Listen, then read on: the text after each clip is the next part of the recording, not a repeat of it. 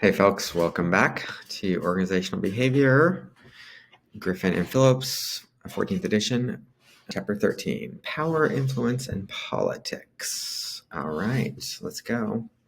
Let's move this around because that's annoying. Okay. After studying this chapter, you should be able to describe the different kinds of position and personal power, discuss how individuals and groups obtain and use power, describe which influence tactics are the most and least effective, and describe some of the factors that influence political behavior in organizations, and summarize the role of impression management in power and influence. Okay, so we're continuing on an adjacent topic. We've been talking about leadership. Related to leadership is the topic of power. So let's see what our beloved authors have to say. Power in organizations. Definitions. Power, a person's or group's potential to influence another person's or group's behavior. Related to that, need for power, wanting to control and influence others or to be responsible for others. Leadership motive pattern, a high need for power with high impulse control and a low need for affiliation. Right? So people that are motivated to seek leadership tend to have a high impulse for controlling things. They like to be in control of things, and a low need for affiliation, sort of being part of the group, right? So a lot of times the leader has to stand apart from the group. So that's two kind of personality traits tend to lead to that. Position power is power that is based on one's position in the organization to influence tactics, includes legitimate, reward, and coercive powers. And then personal power is based on the person's individual characteristics, stays with the person regardless of job or organization, includes expert, informational, referent, and persuasive powers. Okay, definitions we'll be working with. Here we have a little taxonomy of different types of power. Legitimate would be power due to the position of authority held. Reward, power due to control over rewards. Coercive, power due to control over punishments. Expert, power due to control because of knowledge, skill, or expertise. Informational, power due to control over information. Referent, power due to control because subordinates respect, admire, and identify with the leader. And persuasive, power due to the ability to use logic and facts to persuade. So a person could have one or more. These are not mutually exclusive. Maybe someone in an organization has all 7 of these types of powers. Okay. Using power. Acquiring and using power. Your power is greater if the things you control are important, rare, and without substitute. So if you're the only one in an organization, you're the only one who can do a particular task or has certain skills, then you have more power in that organization. Right? Abuse of power is using any type of power to demean, exploit, or take advantage of another or influencing someone to do something they later regret. The best known types of power abuse are bullying, abusive supervision, and sexual harassment. May result in decreased employee satisfaction, helping behaviors, increased employee deviance, and increased turnover. So abuses of power are not best practices in management, shall we say. These are all the things we're trying to avoid. So, making sure that managers in an organization don't abuse their power is pretty important. Empowerment. Okay. Sharing power with employees and giving them the authority to make some decisions. This can improve quality, cut costs, and boost efficiency and flexibility. Just giving employees power is not enough. They must be skilled and trained. Being an ethical leader is a source of power. Eliminates hidden agendas and builds trust, increases resistance to attempts by others to exert influence. So if we go back to our previous slide, that referent power, subordinates respect, admire, identify with the leader. That's going to be related to ethics and being an ethical leader. Technology can empower employees to solve problems themselves. I'm not actually sure why that's there. Maybe they're saying that is related to empowerment. I'm not quite sure. Okay. How subunits obtain power. So subunit is a smaller unit, smaller group within an organization. Maybe it's a team, maybe it's a department or a division or whatnot. Scarce resources magnify power differences across subunits. Centrality, the extent to which a subunit's activities influence the work of many other subunits. They're going to have more power. Substitutability, the extent to which a subunit's activities can be performed by others. Subunits most capable of dealing with uncertainty tend to have greater powers.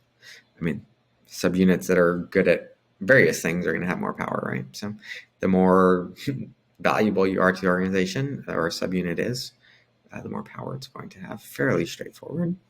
Influence an organization. So it's worth mentioning there's a social psychologist who literally wrote the book on influence. It's called Influence. His name is Robert Cialdini, Cialdini. If influence is something you're interested in, it is a very useful book. Influence tactics. How people translate their power to affect the behavior of others should be matched to the situation. Rational persuasion, inspirational appeals, and consultation are the most effective tactics. Pressure is the least effective. Using multiple tactics can be effective if they are compatible. Influence tactics and responses to them. Okay, so here we have a list of 4 different influence tactics: coalition, consultation, exchange, and ingratiation. There's going to be more on upcoming slides. Coalition refers to engaging the help of others to persuade someone to do something, referring to the support of others to convince someone to agree to a proposal or change their attitudes toward someone. So this is, you're trying to build a coalition. You're saying, look, I've got Bob and Jim and Joanne and Sally. We're all on board with this. Come on, join our team, join our position. We're going to change this thing, or we believe this is the best path to take the company down. Consultation, requesting someone's advice to solve a problem, or mutually setting goals to increase a follower's commitment to the decision, being willing to modify the goals or solution based on the person's concerns and suggestions to sustain commitment. And you could combine these. You could say, look, we're building a coalition. What do you think? This is what we want to do. And give them an opportunity to join your coalition, but also to offer their thoughts. Exchange, offering to exchange something of value now in the future for someone's cooperation, usually used after tactics have failed. Other tactics have failed due to the higher cost. Ingratiation is flattering or praising them to put them in a good mood, make them more likely to help. Fairly straightforward. Inspirational appeals, appealing to someone's aspirations, values, or ideals to gain their commitment or increasing people's confidence they can do something. So you're like, look, we want to start this new project. And you're like, well, we know, you've always loved helping other people. And that's what this project's about. We're going to help so many people. Come on, let's do it. Enhancing one's formal authority to make certain requests, precedents, or official documents. So if someone is not willing to do what you say, you might say, I'm the boss here. Or you could say, it's my job to make this decision, or it's my job to do this thing. Personal appeals, asking someone to do something because we're friends or asking for a personal favor. Pressure, using coercion or persistent follow-ups or reminders to gain influence. Risks undesirable side effects such as resentment.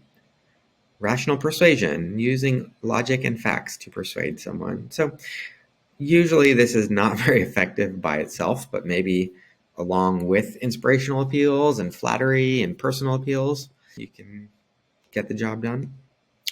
Commitment, responses, endorsing and becoming actively involved participant as a result of the influence attempt. Compliance. All right, so these are the first 2 slides were influence tactics.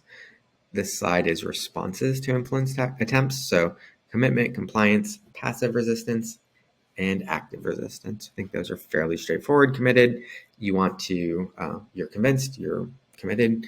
Compliance, you're going along, but not super committed. Passive resistance is sort of not really going along, but not making a big fuss about it. Active resistance is fighting back. Okay, in some way, not literal fighting. Okay. Role of national culture in influence effectiveness. Effectively influencing others is enhanced by high cultural intelligence. Understanding diverse cultures, values, and perspectives enhances sensitivity to what's important to others and how best to influence them.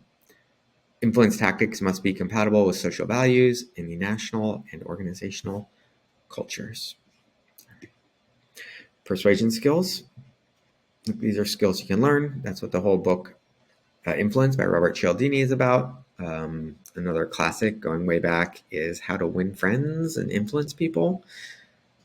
Rockefeller or Ford or out of somebody from back in that time. Okay. Build credibility through skills and relationships. Don't begin with a hard sell. Find shared ground and be willing to compromise. Develop compelling positions. Connect with people emotionally rather than relying solely on logical arguments. Create a continuous feedback loop and be patient, right? So basically these are all like the soft skills, the emotion skills that fall under the rubric of emotional intelligence. So these are skills that take practice, and if you want to be able to exert influence over a group of people or someone, like probably if you want to begin cultivating relationships with those people, it's not, if you just need something from people and that's the first time you talk to them, that's not going to be ideal. Upward influence. So there's two types of influence. Sometimes we need to influence people above us in the management chain, sometimes below us. Below us is a little more straightforward. You can just tell people what to do. Although if you just do that, you're going to sort of burn your bridges with people. If you're just sort of always telling people what to do and not building relationships and not showing care and concern and things like that. Upward influence is more complicated because you can't tell them what to do at all. You have to try and convince them. So a lot of the sort of strategies are no longer on the table. So combinations of upward influence tactics that tend to be used together.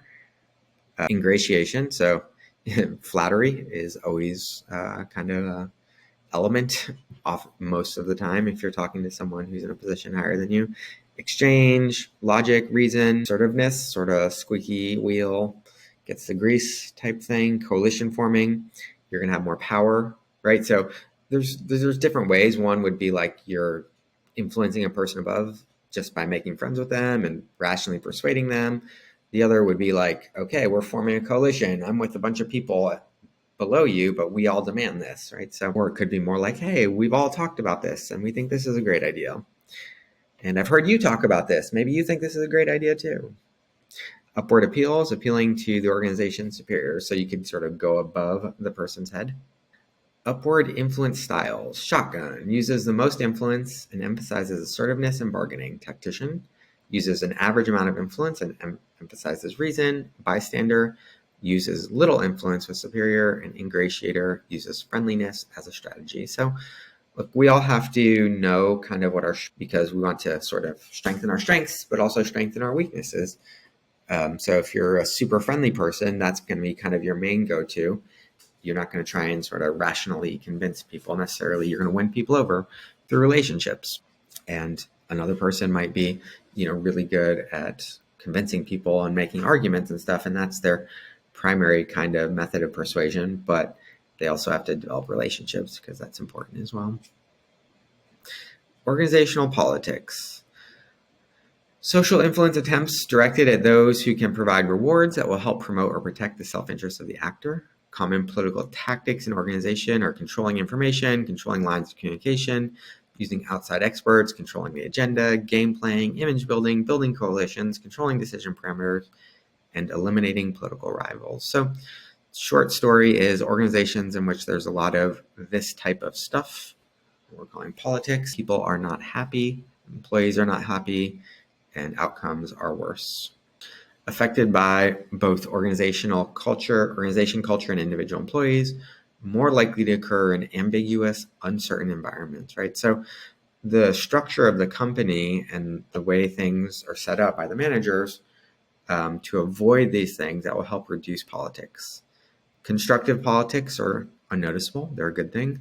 A workplace is highly political, creates greater job anxiety, greater intentions to leave, lower job and supervisor satisfaction, lower organizational commitment, lower productivity, more actual political behavior. Employees who think they're in a political environment will engage in political behavior themselves, right? So if people think that who gets a promotion is based on, who has negative gossip floating around about them, then they might be inclined to engage in that to hurt rivals, for example. All right, some causes: conflict, uncertainty, scarcity of valued resources, inaction, sort of going along to get ahead, so to speak, and organizational policies that reward employees who engage in political behavior or punish those who don't. So again, it's the role of a leader, it's the role of the organization to address these problems so that they don't become political. Managing organizational politics, political behavior can be reduced by formal rules and procedures, clear job expectations, open communication, a manager who confronts poorly behaving employees, a manager who serves as a good role model. So, obviously a manager should talk to their employees directly if they have a problem, not talk about that employee to another employee or to their coworkers. Keeping the number of subordinates assigned to each manager at a reasonable level, and understanding the motivations and aspirations of subordinates. So, when people are taken care of, they tend to engage in less negative behaviors. Okay, so let's talk about impression management, which is a big part of politics. Impression management, the process of portraying a desired image or attitude to control the impression others form of us. Self-monitoring, having a high concern with others' perceptions of us and adjusting our behavior to fit the situation. So these are concepts drawn from social psychology. One is a personality trait called self-monitoring. The other is a personality trait called impression management. People naturally tend to vary in how much they do this, right? Some people do a lot of impression management and a lot of self-monitoring. Other people not so much, right? So high self-monitors are good at reading situations and adjusting their behavior accordingly to maintain their desired image. So people that are high in self-monitoring, they are fairly different in different social groups, in different situations, where others who are low in self-monitoring, they tend to act the same, right? So someone who might be really into basketball, and they might end up talking with every person they talk to about basketball. That would be an example of someone who's not great at self-monitoring because they're not realizing that not everybody wants to hear about basketball. Self-promotion, but self-monitoring and impression management are not the same as self-promotion. Or if you take it too far and people start feeling like you're trying to promote yourself, people don't like that. So it's kind of a tricky dance. We're supposed to self-monitor and manage our impressions, but don't do it too much because that doesn't look good either. So knowing that exact amount to do. Okay, detecting impression management behaviors. Although it can take a lot of experience and practice to be able to interpret them correctly, individuals engaging in impression management often display the following involuntary cues resulting from the emotions and cognitive effort required to manage their self-presentation. So this can be useful for you if you know you do a lot of self-monitoring, or it can be a way to try and figure out if you do a lot of self-monitoring. It can also be useful to sort of understand and read other people's body language. So elevated speaking pitch, speaking at a higher pitch as compared to someone telling the truth. Speech errors, interspersing words with speech pauses, or allowing greater periods of silence while engaged in conversation. Negative statements, using words like no, not, can't, won't. Eye shifting, looking away rather than at the person to whom they're speaking. Increased pupil dilation. Pupils tend to widen as they would in dim lighting. So this is also a lot of these are signs of anxiety also. So anxiety and impression management, they're sort of cousins, you might say. They often are correlated with each other. If you're not anxious, you walk into a room, you don't feel the need to manage your impressions very much. You're just like, yeah, I'm good, I'm cool. But if you're feeling really anxious, then you might be more aware of how you're holding your body and what you're wearing and the things you're saying and all that stuff. Blinking, tactile manipulation, like fidgeting with things, leg fidgeting, and hand gesturing. Speaking less with hands. So people that are comfortable and relaxed will speak more with their hands and be more expressive and things like that. Okay, that brings us to the end.